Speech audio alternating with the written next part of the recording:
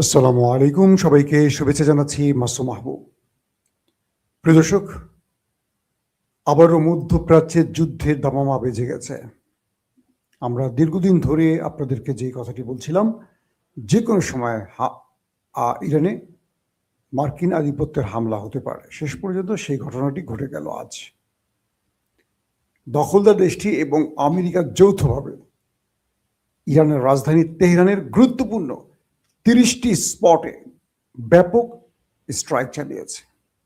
Missile এবং যুদ্ধ বিমান গর্জে উঠছে তেহরানের ভেতরে এবং বিভিন্ন গুরুত্বপূর্ণ ভবন ইতিমধ্যে ব্যাপক ক্ষতিগ্রস্ত হয়েছে। দখলদার দেশটির পক্ষ থেকে বলা হয়েছে এখানে মূলত ইসরায়েল এবং আমেরিকার কোনো দোষ ছিল না, পুরো দোষটা ছিল ইরানের। কারণ ট্রাম্প এবং নেতানিয়াহু কালকে রাতে একসাথে ঘুমিয়েছিলেন, তারপর দুজন হঠাৎ স্বপ্নে দেখছিলেন যে ইরান এসে এই দুই দেশের ঘাড় মটকে দিচ্ছে, ইরান এসে তাদের দুজনের উপর হিসু করে ভিজিয়ে দিচ্ছে, অথবা ইরান তাদের উপর এসে হামলা করছে। তো যখন তারা স্বপ্ন দেখলেন তখন তারা বুঝলেন যে ইরান তাদের উপর আক্রমণ করতে যাচ্ছে, তাই তারা অগ্রিম এই আক্রমণটি করেছে। আমি বলছি না, আমি গল্পের মতো বলছি বলে এটা মিথ্যা বলছে না, এটা দখলদার দেশটির পক্ষ থেকে বলা হয়েছে যে ইরান তাদের উপর আক্রমণ করতে যাচ্ছিল, এই অগ্রিম তথ্যের আলোকে তারা আক্রমণটি করেছে আগে। আমার সঙ্গে সঙ্গে আমাদের মনিরুল, বেনজির, বিপ্লব, হারুন, শেখ হাসিনা, আমাদের আসাদুজ্জামান কামাল টামাল, এদের নাম মনে পড়ে গেল একসাথে অনেকগুলো। আমরা আওয়ামী লীগ আমলে দেখতাম এই মনিরুল, আমাদের ভণ্ড মনিরুল, কসাই মনিরুল, খুব বিশ্রী একটা কুৎসিত মুখের মানুষ। দেখবেন কথাবার্তা বললে কি মানে কুৎসিত লাগে লোকটাকে। আল্লাহ মানুষের কর্মের সাথে চেহারাটা মিল তৈরি করে দেয়। কি একটি ভবনের মধ্যে 4 জন যুবক একসাথে একটি বড় আক্রমণের পরিকল্পনা করছিল, আর সেই সময় তাদেরকে ধরে ফেলেছে। একটি ভবনে এই 4 জন 5 জন যুবক একসাথে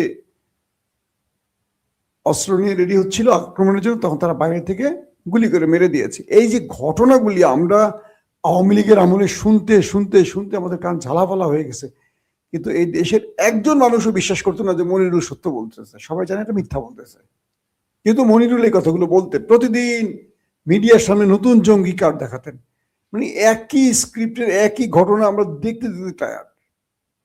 কিন্তু তারা ঘটিয়ে গেছে, এখন তারা দেশে নাই। তো সেম শেখ হাসিনার থেকে এই স্ক্রিপ্টটি নিয়ে গেছে আমেরিকা এবং ইসরায়েল। তারা নিয়ে সেই স্ক্রিপ্টটি তারা খেললো। কি ইরান তাদের উপর আক্রমণ করবে এই তথ্যের আলোকে তারা অগ্রিম আক্রমণ করে বসছে আগে। আসেন, গেল এই পর্যন্ত। দ্বিতীয় বিষয়টি হলো, এখন পর্যন্ত এই লাইভটি যখন করছি তখন পর্যন্ত ইরান পাল্টা আঘাত করছে এমন তথ্য এখনো পাইনি। আমি ইরানে থাকা আমার বেশ কয়েকজন বন্ধুর সাথে যোগাযোগ করছি, এর মধ্যে 2 জনের সাথে কথা বলতে পেরেছি, বাকিদের অবস্থা বুঝতে পারি, তারা কেউ ফোন ধরেনি। আল্লাহ তাদেরকে নিরাপদে রাখুন, সুস্থ রাখুন, দোয়া করছি। মানে আমার যারা আছে সাংবাদিক বন্ধু, তারা বলছে যে ইরানের রাষ্ট্রীয় গুরুত্বপূর্ণ স্থাপনাগুলি তারা টার্গেট করেছে, এবং তারা এখনো জানে না যে ইরানের এতে কেউ প্রাণ হারিয়েছে কিনা। কারণ হলো দখলদাররা যে আক্রমণ করবে বা আমেরিকা যে আক্রমণ করবে এটা তো ইরান জানে আগে থেকে। আমি কালকে রাতে তো আপনাদের বলেছি যেমন একটা ঘটনার সূত্রপাত হচ্ছে। তো এই স্থানগুলো ত্যাগ করে চলে গেছে আগেই গুরুত্বপূর্ণ লোকেরা। আমি ইরানের যে গুরুত্বপূর্ণ ব্যক্তিরা রয়েছেন তারা চলে গেছেন। তবে ইরানের পক্ষ থেকে কিছু কিছু গণমাধ্যম কিছুক্ষণ আগেও আমি দেখলাম দাবি করছে তারা দখলদার দেশে হামলা শুরু করেছে। অর্থাৎ আইডিএফ বলছে ইরানের পাল্টা আক্রমণ হয়নি, এখনো ইরান তাদের আক্রমণ করেনি, তাদের জনগণ নিরাপদে আছে। কিন্তু ইরানের কিছু আউটলেট বলছে ইরান দখলদার দেশে তাদের পাল্টা অ্যাটাক শুরু করে দিয়েছে। হয়তো আমরা নেক্সট লাইভে আপনাদের সেখান থেকে আপডেট দিয়ে দিব যে কি পর্যায়ে রয়েছে বা কি পরিমাণ ক্ষতি করছে। তবে কয়েকটি সূত্র বলছে যে ইরান বেশ কিছু হাইপারসোনিক অ্যাটাক চালিয়েছে দখলদার দেশটির মধ্যে। এই সূত্রগুলোর একদম সত্য তথ্য কনফার্ম এখন আমি করতে পারছি না, সূত্রগুলোর খবর আমি পেয়েছি আউটলেটগুলোতে। এটাকে যাচাই বাছাই করে হয়তো আমি আরো 2-3 ঘন্টা পর ইফতারির পরপরই আপনাদেরকে আরেকটা বুলেটিন, অথবা ইফতারির আগে যদি সুযোগ পাই আরেকটা বুলেটিন, আমি এখন সংক্ষিপ্ত লাইভগুলো দেখাবো। 10 মিনিট 12 মিনিটের মধ্যে আমার লাইভগুলো হবে। আমি বারবার লাইভে আসার চেষ্টা করব, অর্থাৎ যতটুকু তথ্য পাই আমি আপডেট আপনাদের দেওয়ার চেষ্টা করব। আরো কয়েকটি সূত্র বলছে, মানে আইডিএফ এর সূত্র থেকে বলছে যে ইরানে তারা আক্রমণ করার পর তাদের সকল গুরুত্বপূর্ণ ব্যক্তি শেল্টারে চলে গেছে, শেল্টার জন্য চলে গেছে। তাদের জনগণকে স্কুল, কলেজ, ব্যবসা বাণিজ্য সব জায়গা থেকে সরিয়ে শেল্টার জন্য নিয়ে যাওয়া হয়েছে।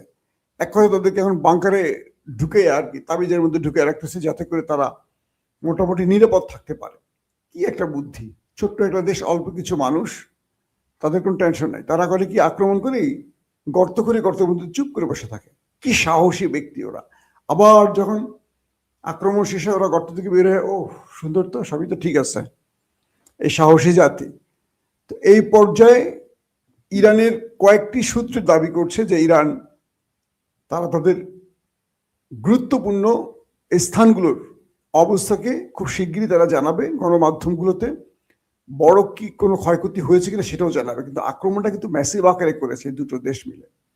আবার ইরান পাল্টা যে অ্যাটাক করছে, এই তথ্যটারও কয়েকটি সূত্রের বরাতে পাওয়া গেছে যে তারা আক্রমণ শুরু করে দিয়েছে, কিন্তু টার্গেটগুলো কি সেই টার্গেটগুলোকে এখনো নির্ণয় করা যায়নি। তবে ইরানের টার্গেট এবার তারা সবচেয়ে বেশি তেল আবিবকে টার্গেট করবে, এবং দখলদারদের মিলিটারি স্টেশন, তাদের ইন্টেলিজেন্স স্টেশন, তাদের পারমাণবিক প্রকল্প, এই টার্গেটগুলো হবে। আবার আমেরিকা ইসরায়েল যে অ্যাটাক করছে সেখানে তারা তাদের ব্যালিস্টিক প্রোগ্রাম, মিসাইল জায়গাগুলোকে টার্গেট রেখেছে, প্লাস গুরুত্বপূর্ণ ব্যক্তিদেরকে হত্যা টার্গেটগুলো করেছে। সবকিছু মিলে এই যুদ্ধটার এখন এই পর্যায়ে আছে, এবং এখানে এখন পর্যন্ত কোনো হতাহতের বা বড় ক্ষয়ক্ষতির তথ্য কোনো মাধ্যম আমাদের জানাতে পারেনি।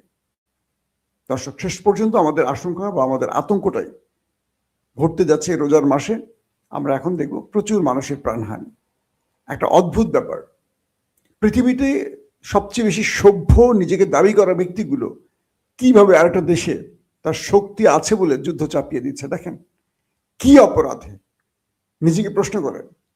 আমেরিকা নিজেকে প্রশ্ন করতে পারে যে কি অপরাধে ইরানে ইউরেনিয়াম সমৃদ্ধকরণ করা হচ্ছে, কেন তারা পারমাণবিক বোমা বানাতে পারে এই সন্দেহে, কিন্তু প্রমাণ নেই, তাদের কাছে প্রমাণ নেই যে ইরান এটা করছে কিনা। কিন্তু ইসরায়েল পারমাণবিক বোমা বানিয়ে ফেলছে, কিন্তু ইসরায়েল এখন আঘাত করা যাবে না। ইসরায়েল এখন এসে আক্রমণ করে, বাট আমি বানাইছি, তুই বানাবি কেন? আমি তো আমেরিকার বন্ধু, তাই আমি বানাবো। তুই আমেরিকার শত্রু, তুই মুসলিম, তুই বানাতে পারবি না। তোরা যেহেতু মুসলিম, সব আমলেই তোরা চাপে থাকবি। এই দেখেন না বাংলাদেশের মধ্যে এখন কি শুরু হয়েছে। বাংলাদেশে মুসলিমদের সংখ্যা বেশি, ধর্মের পক্ষের লোক বেশি, কিন্তু রাষ্ট্রের গুরুত্বপূর্ণ জায়গাগুলো ধর্ম নিরপেক্ষ সেকুলাররা বসে থাকে। রাষ্ট্রের না, শুধু মিডিয়া দেখবেন, রাষ্ট্র দেখবেন, গুরুত্বপূর্ণ পদ সব দখলে কাদের? ধর্ম নিরপেক্ষ সেকুলার যারা। আপনি বড় বড় দলগুলো দেখেন, আওয়ামী লীগ, বিএনপি, মূল ব্যক্তি কারা? ধর্ম নিরপেক্ষ সেকুলাররা। কিন্তু ভোট দেয় কারা? ইসলামী শক্তি। ভোট দেয় কারা? মুসলিমরা। ভোট দেয় কারা? ধর্মপ্রাণরা। আর আমরা ধর্মপ্রাণরা এত বাইঞ্চুক, দুঃখিত রোজার মধ্যে বললাম যে আমরা আসলে আমাদের ধর্মটাই বুঝি না, যে ধর্মের আমাদের শিক্ষাটা কি, ধর্ম কাকে ভোট দিতে বলে, ধর্ম কাকে ভোট না দিতে বলে, কিচ্ছু বুঝি না। কিন্তু আমরা ধর্ম নিয়ে সবচেয়ে বেশি পাচার পারি, আমরা ধর্ম নিয়ে সবচেয়ে বেশি আলোচনা করি, কিন্তু বাল কিচ্ছু বুঝি না। তো বিষয়টা এরকম হয়েছে। এখন কোন কোন দেশ আমেরিকা এবং ইসরায়েলের আক্রমণে সাহায্য করেছে সেই বিষয়গুলো এখন স্পষ্ট হয়নি। আমেরিকা কোত্থেকে বিমান উড়িয়েছে সেটা এখন কনফার্ম হওয়া যায়নি। এগুলো এখন তথ্য আসতে শুরু করবে। তবে ইরান তার প্রধান টার্গেট আমেরিকার এয়ারক্রাফট ক্যারিয়ার, এবং আশা করা হচ্ছে ইরানের টার্গেটে মধ্যপ্রাচ্যে থাকা আমেরিকান ঘাঁটি এবং সেনারা পড়তে পারে। অতএব আমরা এইটুকু বলতে পারি, ইরান কাউকে ছাড় দিচ্ছে না এই মুহূর্তে। আমি আর আপনাদেরকে আফগানের খবর দেবো না। আফগানের সংক্ষিপ্ত এক লাইনে যদি বলি, পাকিস্তান আফগানিস্তানের মধ্যে প্রায় 350-এর উপর আফগান তালেবানকে ওপারে পাঠিয়ে দিয়েছে।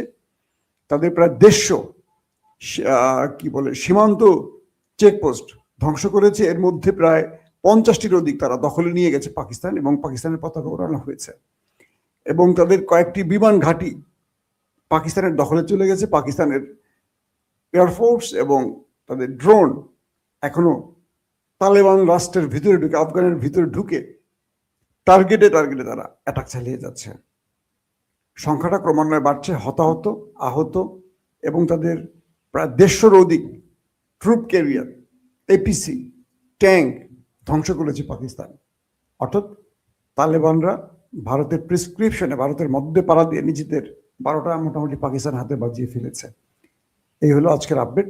দর্শক অপেক্ষা থাকুন, আমি চেষ্টা করব বড় ঘটনা আসলে প্রয়োজনে 1 ঘন্টা পর আবার আসবো। যদি বড় কোনো ঘটনা আমাদের হাতে আসে, আমাদের প্রতি মুহূর্তের লাইভ এখন চলবে আমাদের চ্যানেল থেকে, আপনাদের জানাবো।